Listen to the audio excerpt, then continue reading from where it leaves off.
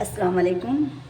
Scholarship 2021 के इम्तिहान में पूछा गया ये सवाल है 4/3 plus 4/3 plus 4/3 plus 4/3 plus 4/3 plus 4/3 बराबर कितने। और उसके यहाँ पर ऑप्शंस दिए गए हैं 24/18, 20/3, 24/9 और 8। तो चलिए इसको हल करते हैं। इन कसरों को अगर हम गौर से देखेंगे तो सबके नसबनुमा एक जैसे है। तो अब सबके नसबनुमा एक जैसे है, इसलिए उसे सिर्फ एक ही मर्तबा लिखेंगे।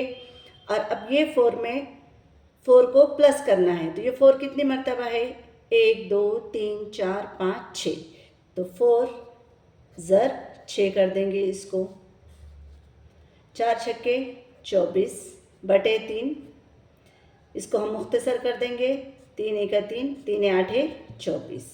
8/1 इसका मतलब होता है 8। ऑप्शन नंबर 4 इसका बिल्कुल सही जवाब है। अस्सलाम वालेकुम।